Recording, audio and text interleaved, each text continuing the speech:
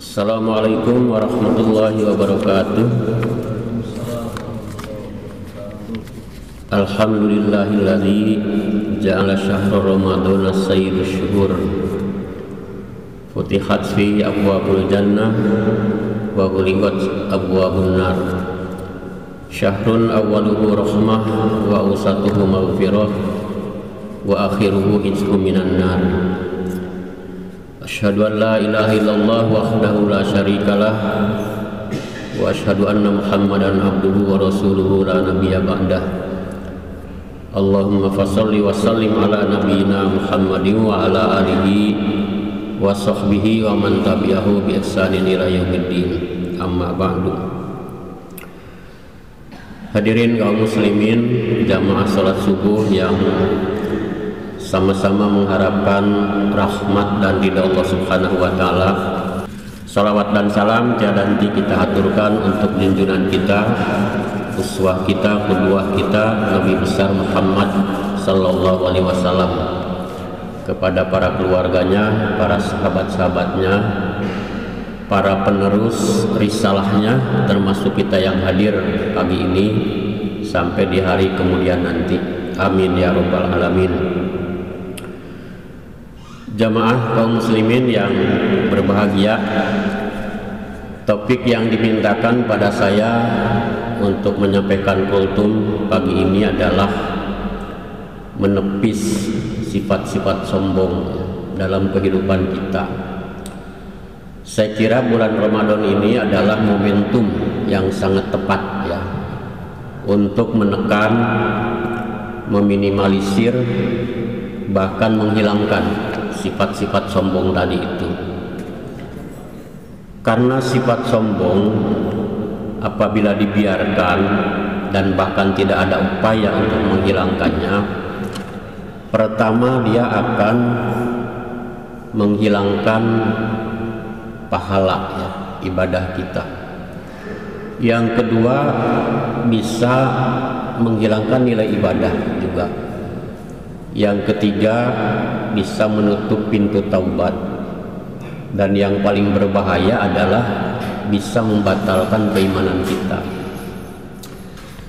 Nah, sebagai ilustrasinya saya ingin menyampaikan kisah ya di dalam Al-Quran tentang bagaimana dua makhluk yang karena tidak bisa menutup sifat kesombongannya, maka dia mengalami kerugian yang abadi. Siapa yang dimaksud dua makhluk itu? Yang pertama adalah iblis. Iblis ini adalah golongannya jin ya. Jin itu dalam beberapa keterangan ya berkelompok-kelompok, bergolongan-golongan seperti kita manusia.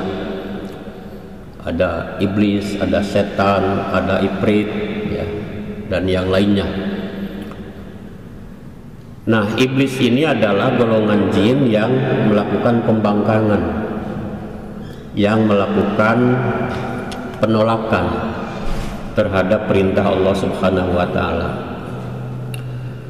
Bermula dari kisah mengenai Allah merencanakan menciptakan makhluk manusia yang bernama Adam. Di dalam Al-Quran surat Al-Baqarah ayat 34 dijelaskan bahwa ketika Allah Subhanahu wa taala menciptakan Adam, kemudian Allah memberitahukan kepada para malaikat ya, malaikat pun sebetulnya pernah melakukan protes. Kenapa ya Allah engkau ciptakan manusia padahal dia akan melakukan kerusakan dan pertumpahan darah di dunia ini? Kata Allah, qala a'lamu ma la ta'lamun, aku lebih tahu daripada kamu. Malaikat selanjutnya tunduk dan taat. Berbeda dengan sikap iblis ketika Allah berfirman, wa idh qulna lil malaikati isjudu li adama fasajadu illa iblis aba wastakbara wa kana minal kafirin. Ya. Ketika Allah berfirman pada malaikat, sujudlah kalian kepada Adam. Sujud di sini adalah sujud kehormatan, ya, penghormatan, bukan sujud penyembahan. Maka malaikat sujud semuanya, illa iblis, kecuali iblis. Aba wastakbaru wa kana minal kafirin, ya. Kenapa iblis tidak mau sujud? Aba wastakbaru, karena kesombongan, kemudian ketakaburan, ya. Wa kana minal kafirin, maka Allah membatalkan keimanan iblis itu. Digolongkanlah iblis itu sebagai kafir, gitu. Nah, jadi hadirin sekalian, dari ayat ini kita bisa mengambil kesimpulan bahwa pada tingkat yang paling tinggi kesombongan itu bisa membatalkan keimanan. Itulah yang dialami oleh iblis, gitu. Nah, ketika ditanya oleh Allah, kenapa kamu tidak mau sujud pada Adam untuk memberikan penghormatan? Iblis menjawab, khalaqtani min nar wa khalaqtahu min tin, ya.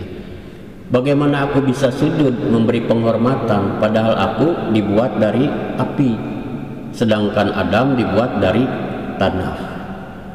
Nah, ini hadirin sekalian, kebanggaan terhadap status seperti ini bisa menimbulkan kesombongan.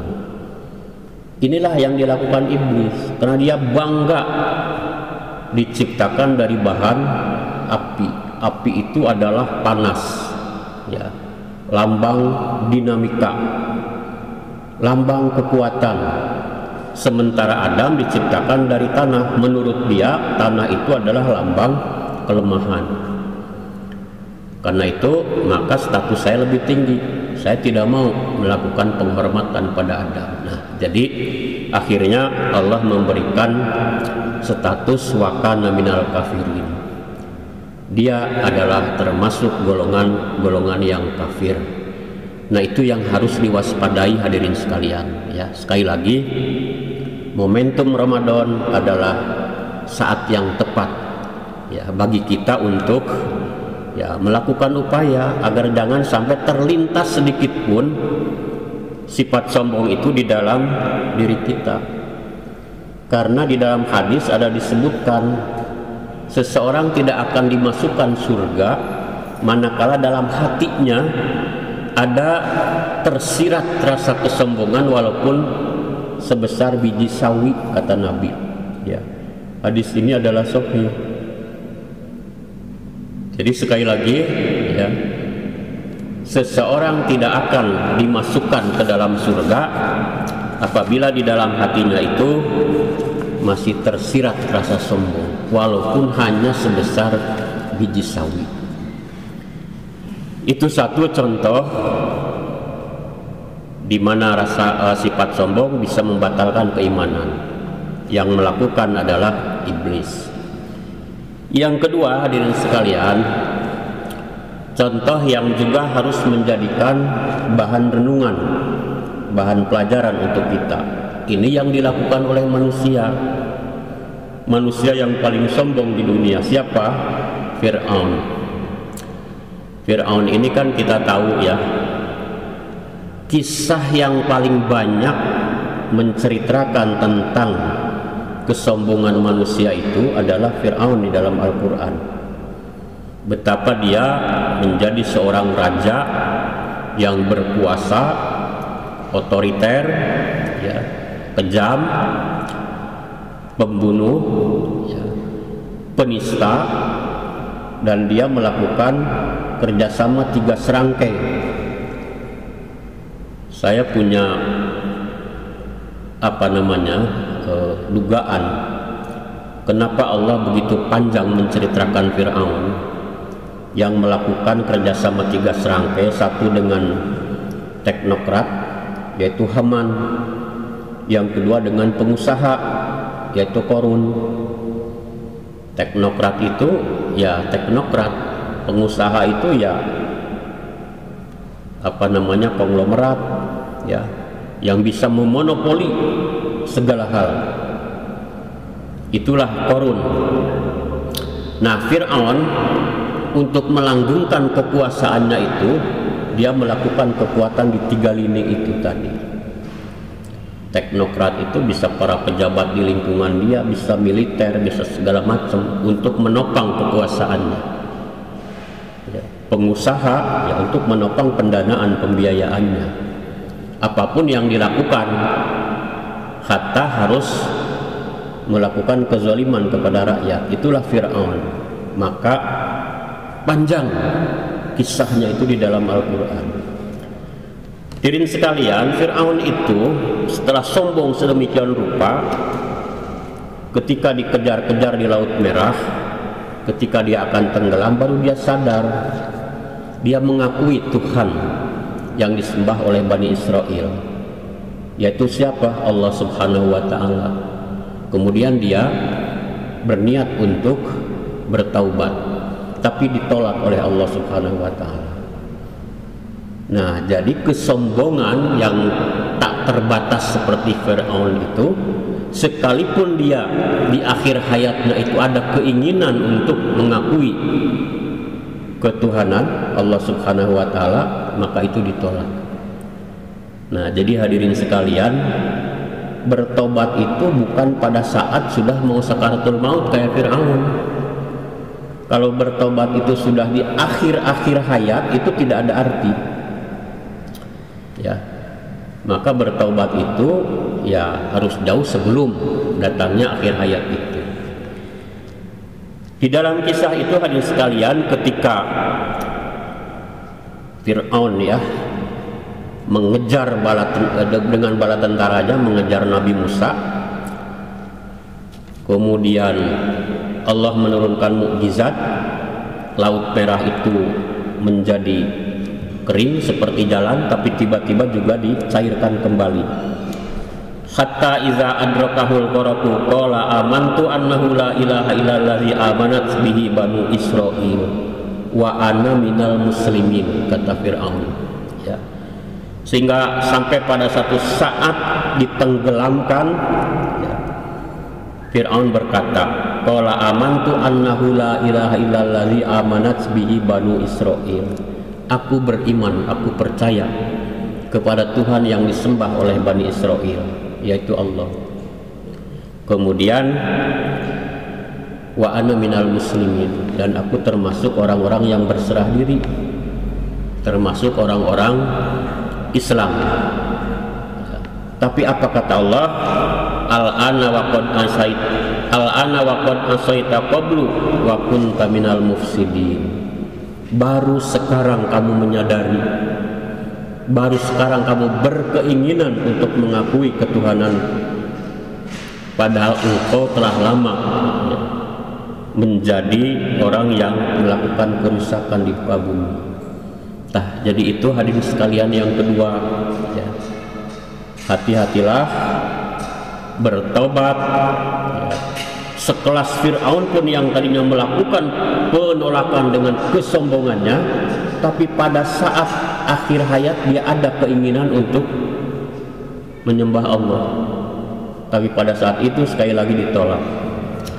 Nah, jadi pelajaran yang bisa kita petik dari sini adalah bertaubat itu harus dilakukan jauh sebelum datangnya sakaratul maut. Kesempatan inilah bulan Ramadan, hadirin sekalian, kesempatan yang sebaik-baiknya untuk kita melakukan taubat kepada Allah. Karena itu kan anjurannya ya, bertaubat, beristighfar, tahlil, tahmid, ya, solawat dan lain sebagainya. Ini kesempatan yang paling baik, karena Ramadan adalah syahrul muasa'ah. Jadi bulan yang dikabulkannya doa kita. Doa apapun sepanjang itu adalah doa kebaikan, maka Allah akan mengabulkan doa kita.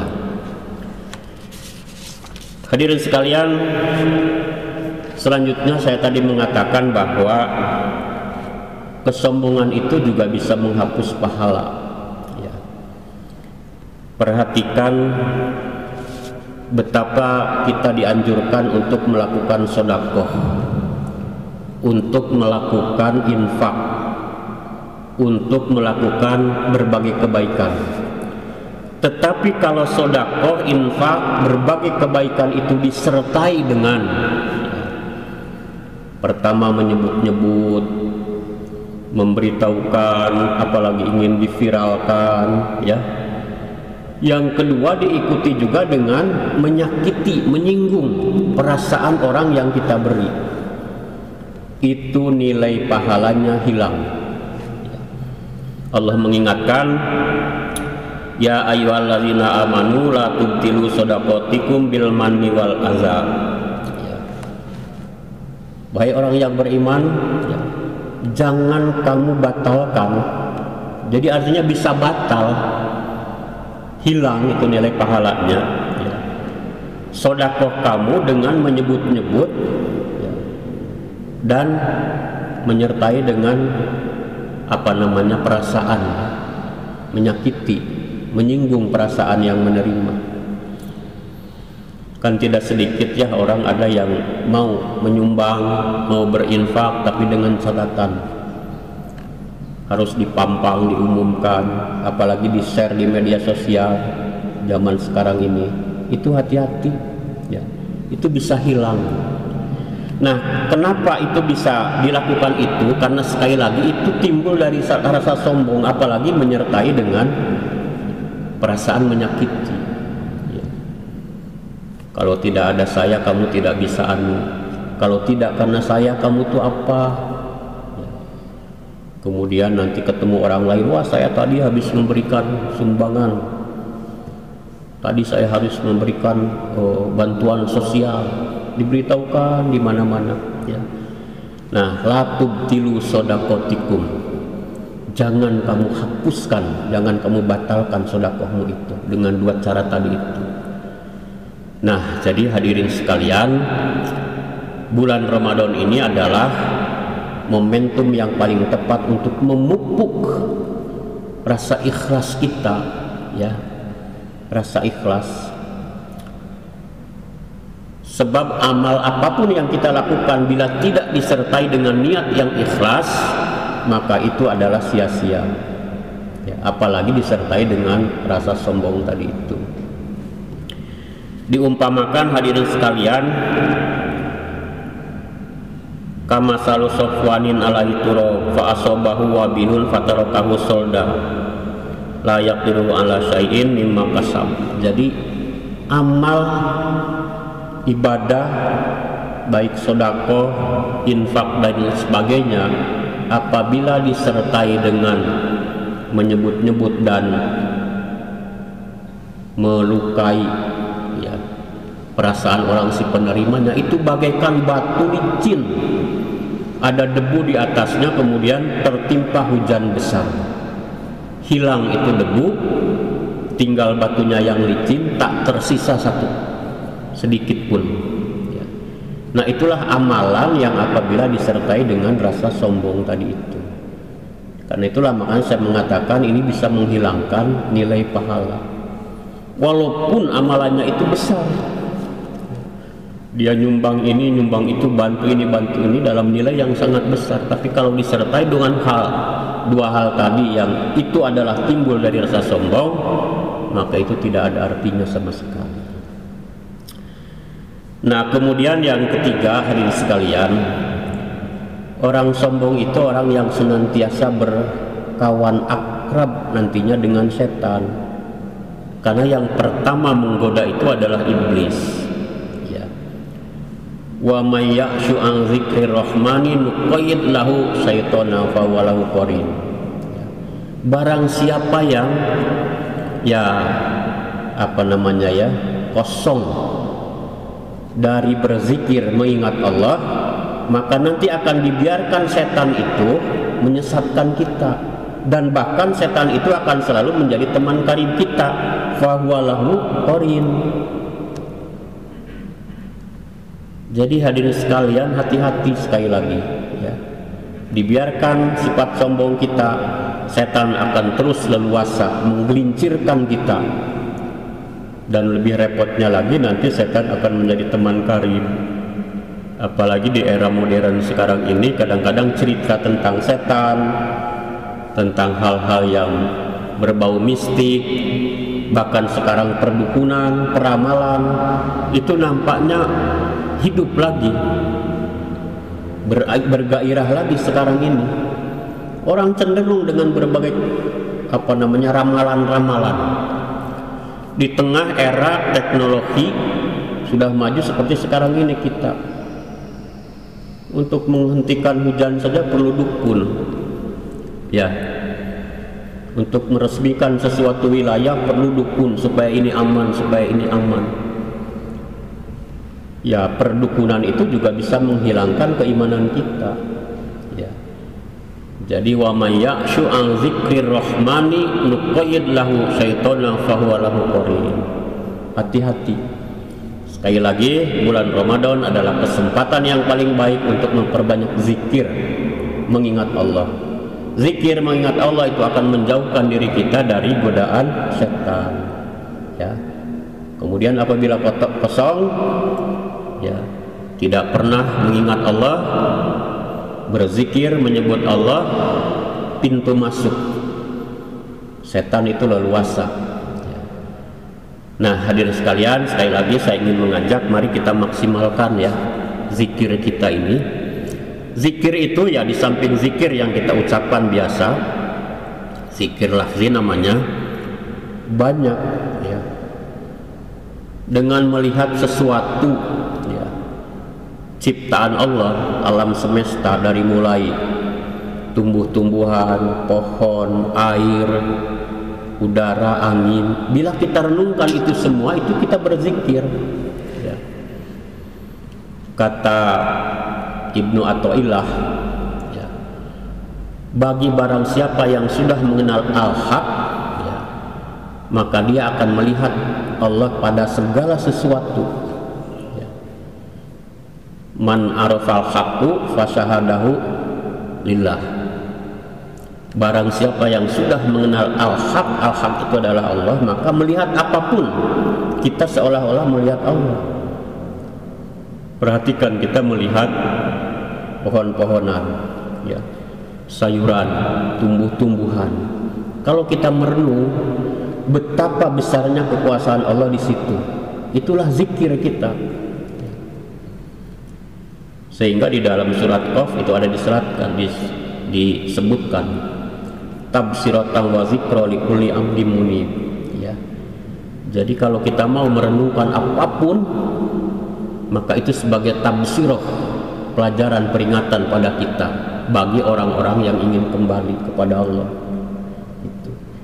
Ramadan sekali lagi ini kesempatan yang luar biasa hadirin sekalian ya, untuk melakukan itu semua kita.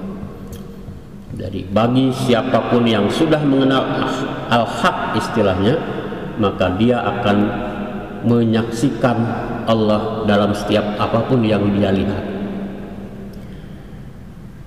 Nah, kemudian hadirin sekalian,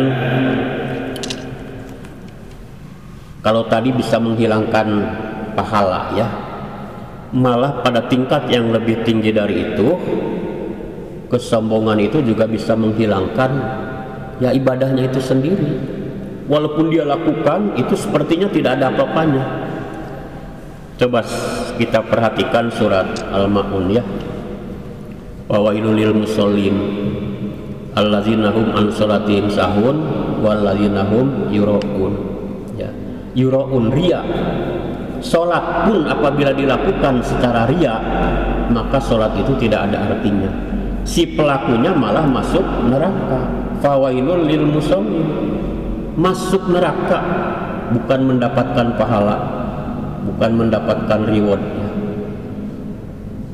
Kalau sudah tersusupi rasa riya, tergores sedikit kesombongan saja, ingin dilihat orang, ingin disaksikan siapapun, apalagi kalau ada atasan mungkin waktu sholat, saking ingin mendapat pujian, dia melakukan sesuatu supaya bisa dilihat. Itu hilang hadirin sekalian, sekali lagi, bukan dapat pahala, bahkan masuk neraka wel. Nah, jadi hati-hatilah. Karena itu saya tidak bosan-bosan, mari kita perbanyak ya, perbanyak kegiatan-kegiatan zikir, tahlil, tahmid, tadarus dan lain sebagainya untuk menghapus itu semua, untuk menghilangkan. Bayangkan sudah berapa puluh tahun kita hidup, kalau sifat tadi itu terus menyertai kehidupan kita, ibadah dianggap tidak ada, yang ada pun nilainya dihilangkan, kan rugi ya, sangat-sangat rugi kita. Nah kemudian yang terakhir tadi ya, iblis bahkan bisa menghilangkan keimanan. Artinya hadirin sekalian, bukan hanya iblis, manusia pun kalau sifatnya dibiarkan seperti iblis sama juga bisa batal keimanan kita ya. Jadi kalau tadi Fir'aun itu ditutup pintu tobatnya, mungkin ada juga orang yang karena kesombongan terus menerus, kesombongannya juga sampai pada tingkat yang sangat tinggi, apalagi dengan melakukan kemusyrikan, apalagi juga dengan kalau disertai dengan kemurtadan. Kemurtadan ini hadirin sekalian sekarang tidak terasa ya. Seolah-olah dia merasa tidak murtad, padahal pekerjaannya, kegiatannya adalah menggiring dia kepada kemurtadan. Contoh umpamanya ada pandangan yang mengatakan semua agama itu baik dan benar ya. Sekarang hidup ini lahir dari pandangan pluralisme agama. Pluralisme agama itu mengatakan bahwa semua agama itu baik dan benar, dan agama itu tidak memiliki kebenaran mutlak. Kebenaran agama itu relatif saja. Karena itu ya, di dalam implementasinya kawin beda agama dibolehkan, tidak ada masalah katanya ya. Kemudian ketentuan-ketentuan syariat Islam yang sudah qat'i dianggap tidak sesuai dengan tuntutan zaman sekarang diusulkan supaya dihapus. Umpamanya bagi waris, dalam Quran itu qat'i sekali, laki-laki 2 bagian, perempuan 1 bagian, karena dianggap sudah tidak sesuai dengan tuntutan zaman. Tidak bisa samakan sekarang demi hak asasi manusia. Kalau tidak, cabut saja ayat itu. Aneh hadirin sekalian sekarang ini ya. Ada orang Islam, tokoh malah mengusulkan agar beberapa ayat Al-Quran itu di-delete lah, istilah anak-anak itu, dihilangkan saja karena tidak sesuai katanya.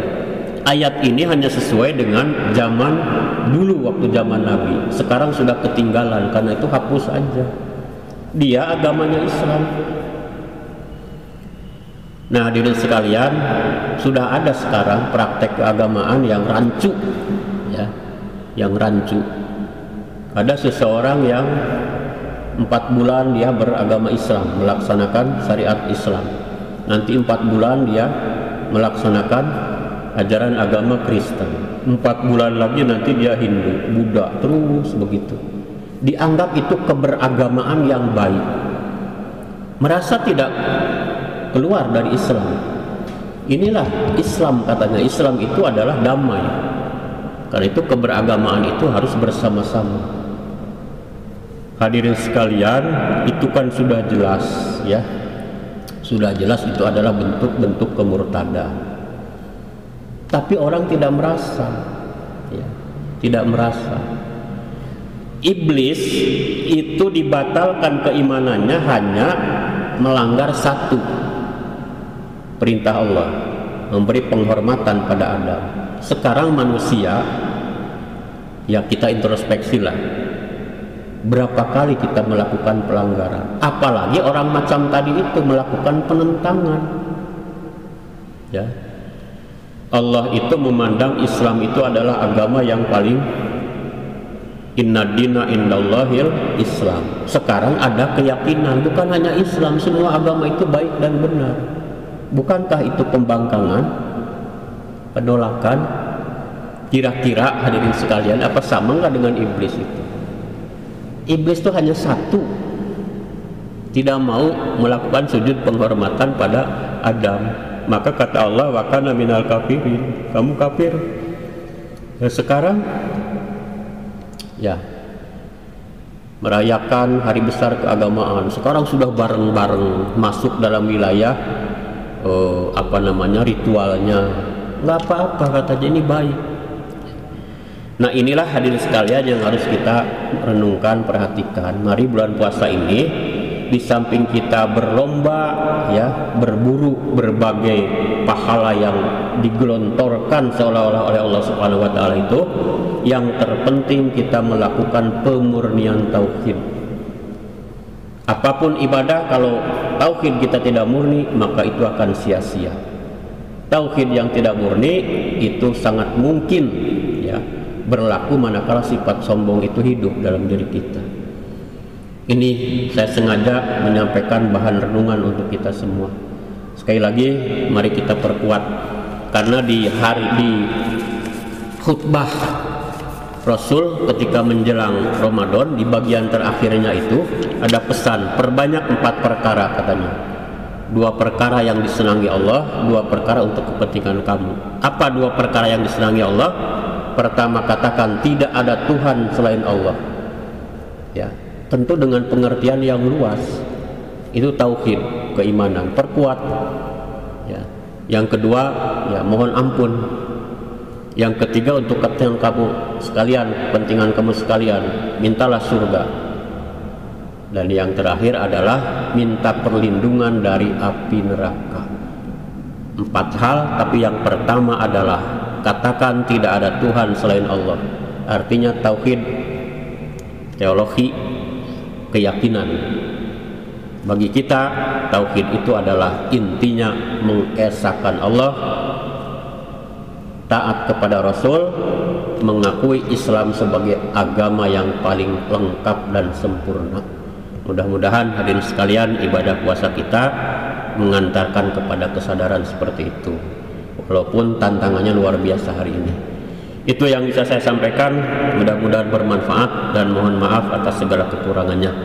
Billahi taufiq wal hidayah. Wassalamualaikum warahmatullahi wabarakatuh.